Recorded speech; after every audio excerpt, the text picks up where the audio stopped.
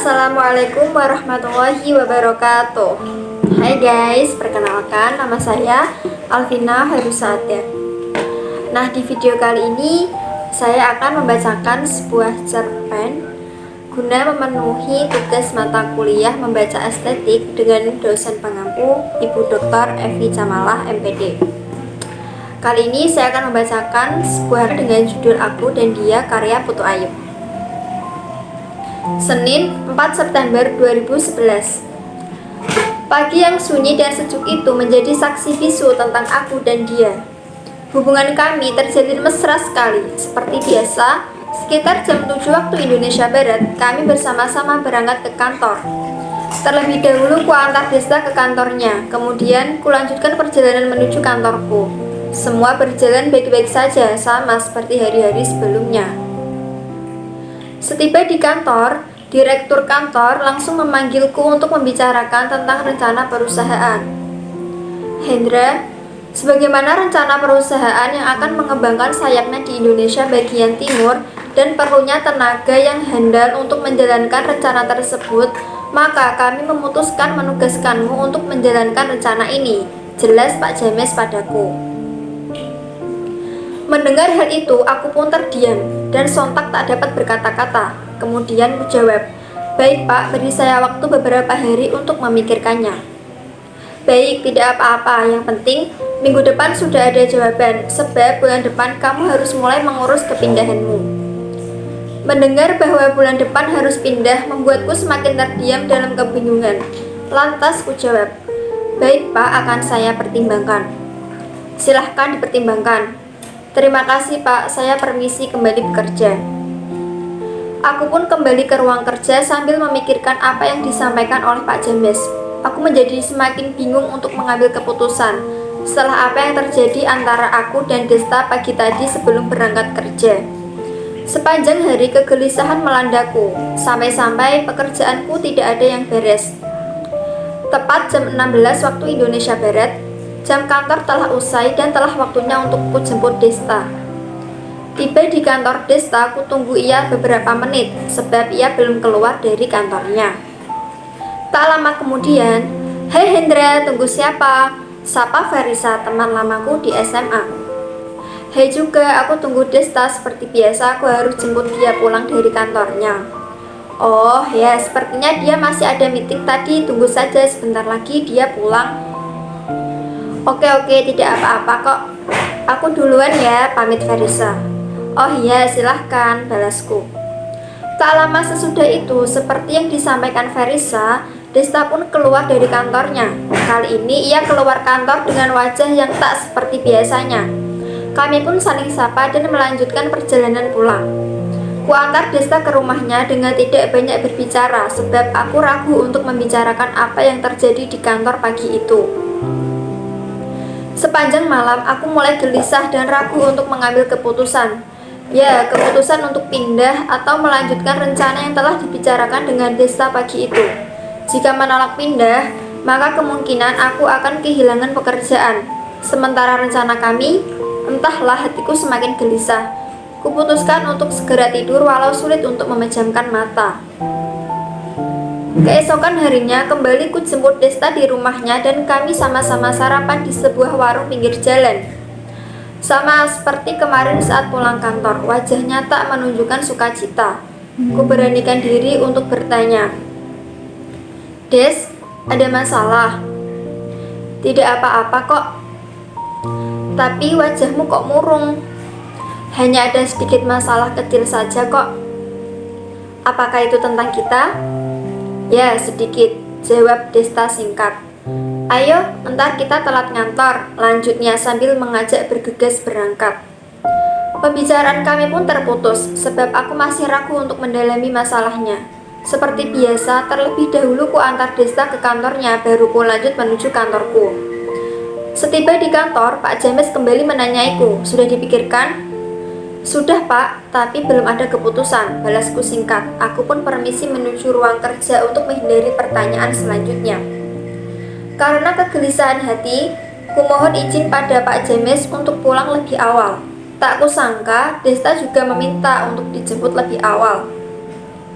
Dalam perjalanan pulang, kuputuskan untuk mampir di sebuah taman. Des, minggu ini aku harus mengambil keputusan sulit. Bersediakah kamu menolongku mengambil keputusan? Keputusan apa? Tanya Desta singkat. Bulan depan ku diminta untuk pindah dan membuka cabang di Samarinda, jelasku. Oh ya, sambut Desta antusias. Loh, kok antusias gitu? Sebenarnya aku pun diminta oleh pihak perusahaan untuk pindah ke Samarinda dan membuka cabang di kota itu dan harus pindah 2 bulan lagi. Hatiku mulai lega sebab kami akan pindah ke kota yang sama, sehingga apa yang kami bicarakan Senin pagi 4 September 2011 tetap akan berjalan walau sedikit perubahan. Akhirnya kami harus menyusun ulang rencana kami karena kemungkinan kami akan melaksanakan pernikahan kami di kota Samarinda. Sesuatu yang tak kuduga. Kupikir aku akan meninggalkannya dan kemungkinan akan berdampak pada hubungan kami. God is good all the time. Itulah kalimat yang dapat kuucapkan setelah apa yang terjadi hari itu. 1 tahun setelah kepindahan kami ke Samarinda, akhirnya kami melangsungkan pernikahan. Sama seperti pasangan yang baru menikah, kami mendambakan sebuah hati. Waktu itu, kami menyadari bahwa kami baru memulai sebuah bahtera kehidupan, tetapi saat ini pernikahan kami telah berjalan selama 3 tahun. Untuk usia pernikahan 3 tahun, seharusnya kami telah memperoleh buah hati, tapi situasinya berbeda. Kemudian, ku coba untuk membicarakannya dengan Desta. Des, ini adalah tahun ketiga pernikahan kita. Bagaimana jika kita konsultasi ke dokter kandungan? Iya, Hen. Tak banyak berargumen, Desta pun mengiyakan ajakanku. Pada malam hari itu, kami akhirnya memutuskan untuk menemui seorang dokter spesialis kandungan yang cukup dikenal. Sambil menunggu antrian, aku dan Desta mulai gelisah, sementara aku mulai bertanya-tanya dalam hati. Apa yang menyebabkan istriku belum mengandung juga? Tak lama kemudian, tibalah giliran kami untuk berkonsultasi. Apa masalahnya, Bu? Pak? Tanya dokter Maria pada kami. Kami telah 3 tahun menikah, tetapi kami belum memperoleh buah hati juga, balas Desta dengan segera. Baik, jika demikian, saya menyarankan untuk melakukan beberapa pemeriksaan, jelas dokter Maria pada kami. Kami pun menuruti sarannya dan keesokan harinya menuju sebuah rumah sakit untuk melakukan pemeriksaan. Aku berkeyakinan bahwa ada masalah pada rahim istriku. Dan benar, usai serangkaian pemeriksaan di rumah sakit ternyata ada kista di rahim istriku. Analisis dokter mengatakan bahwa hal itu menjadi salah satu penyebab Desta tidak bisa hamil. Oleh saran dokter rumah sakit, kami diminta untuk kembali menemui dokter spesialis yang menangani kami. Karena beberapa kesibukan, kami menunda kepergian ke dokter Maria. Sampai satu waktu kami mulai sadar bahwa kami harus segera berkonsultasi untuk tindakan selanjutnya. Kami pun memutuskan untuk pergi mengambil waktu pada malam Kamis 4 September 2014 untuk mengonsultasikan hasil pemeriksaan atas Desta. Kami akhirnya menemui dokter Maria di klinik miliknya. Selamat malam, Dok, sapaku singkat. Selamat malam juga, boleh saya lihat laporan hasil pemeriksaannya? Ini, Dok, ucap Desta sambil menunjukkan semua laporan hasil pemeriksaannya kepada dokter Maria. Dokter Maria pun mencermati laporan hasil pemeriksaan dan ia yakin bahwa jika Desta mengalami masalah dalam rahimnya, ia pun menyarankan agar Desta menjalani terapi secara rutin sehingga memungkinkan untuk memperoleh buah hati. Kami pun secara rutin melakukan pemeriksaan dan terapi. Setelah 2 tahun kami melakukan pemeriksaan dan terapi, tetapi tak ada hasil. Sampai satu malam, tepatnya 8 Agustus 2016 di meja makan, Des, aku mau tanya, apakah keluargamu ada yang mandul? Apa maksudmu, Hen, tanya gitu? Ya, siapa tahu ada riwayat seperti itu dalam keluargamu. Mendengar perkataanku, Desta meninggalkan meja makan dengan wajah yang muram.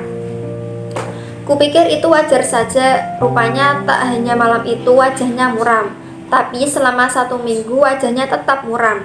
Ia tak bicara serta menyapaku. Kini ku sadar ini ada masalah.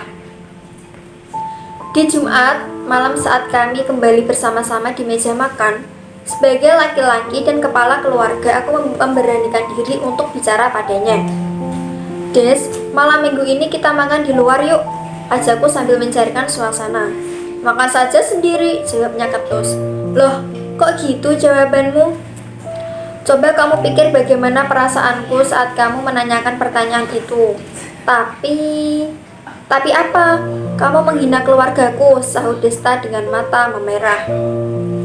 Oke, aku minta maaf jika itu menyinggung hatimu. Tapi aku tidak bermaksud demikian. Ku coba menenangkan sambil merangkulnya. Situasi malam itu rupanya belum membuat perubahan.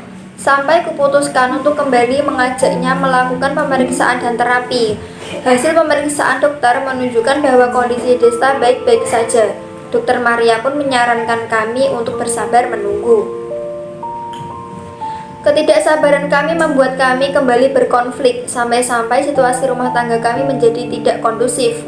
Kami akhirnya menjadi saling tuduh dan menyalahkan. Mendekati akhir tahun, ku coba hubungi Marta, kakak iparku. Ku ceritakan semua masalah yang kami hadapi. Marta kemudian menyarankan agar kami melakukan pemeriksaan menyeluruh dan termasuk diriku. Mendengar saran dari Marta, kami pun mencari dokter spesialis kandungan lainnya. Bukan berarti kami meremehkan dokter Maria, tetapi mencoba mencari second opinion saja. Kami akhirnya menemui dokter Eva, seorang spesialis kandungan yang pengalamannya cukup banyak. Di tempat praktiknya, kami menceritakan apa yang terjadi. Melihat hasil pemeriksaan Desta, dokter Eva meminta kami berdua melakukan pemeriksaan ulang, dan dokter Eva langsung melakukan pemeriksaannya. Ia menyimpulkan jika Desta sehat-sehat saja, maka pemeriksaan terhadap diriku juga harus dilakukan. Serangkaian pemeriksaan harus dilalui selama 1 minggu, mulai dari jantung, kolesterol, gula darah, dan lain sebagainya. Hari Senin, minggu berikut setelah melalui pemeriksaan, kami kembali menemui dokter Eva di tempat praktiknya. Maaf Pak Hendra, hasil dari seluruh pemeriksaan menunjukkan jika Bapak mengalami beberapa masalah dan sepertinya telah berlangsung cukup lama. Demikian penjelasan dokter Eva yang membuat Desta menatapku cukup lama. Lalu apa yang harus kami lakukan? Tanyaku. Penanganannya perlu melibatkan dokter spesialis lainnya, jelas dokter Eva. Saya akan memberikan rekomendasi kepada dokter lainnya sehingga program untuk kehamilan Ibu Desta dapat berjalan sesuai rencana, jelasnya lagi. Mengikuti saran dokter Eva, kami kembali harus belajar bersabar. 3 bulan menjalani terapi akhirnya membuahkan hasil. Desta pun hamil, sukacita menghampiri kami sekeluarga. Des, akhirnya kita akan punya anak juga. Syukur, Pak. Kira-kira jenis kelaminnya apa ya? Tidak usah pikir jenis kelaminnya, yang penting Tuhan menganugerahkan kita anak, ucap Desta. Kami menjaga kehamilan Desta pada 3 bulan pertama. Walau fisiknya semakin melemah karena kondisi fisiknya yang melemah, kuputuskan untuk membawanya ke IGD. Serangkaian penanganan dilakukan, dokter Eva pun turut menangani. Keesokan harinya, kondisi Desta telah membaik. Pagi hari itu, dokter Eva melakukan pemeriksaan terhadap kondisi kandungan Desta. Tak lama kemudian, perawat memintaku masuk ke ruang pemeriksaan. Silahkan duduk, Pak, ucap dokter Eva. Kita perlu melakukan penanganan pada istri Bapak. Memang ada masalah apa, Dok? Maaf, Pak, ini masalah molahidatidosa. Dokter pun menjelaskan apa itu molahidatidosa. Hatiku akhirnya menjadi kacau karena hal ini. Tindakan kuret harus dilakukan. Dalam kegalauan hati, aku pun dikuatkan oleh sebuah perkataan. Kamu boleh berencana, tapi Tuhan memiliki rencana lebih indah. Pahamilah rencana Tuhan. Demikianlah pesan WhatsApp yang dikirimkan oleh Marta. Sejenak ku renungkan, akhirnya ku sadar aku berencana, tapi dia sang Khalik berencana lain. Ingat, pasti ada rencana Tuhan yang lebih indah. Pesan dari Marta lagi. Sepertinya aku harus belajar memahami rencananya. Cukup sekian. Terima kasih. Wassalamualaikum warahmatullahi wabarakatuh.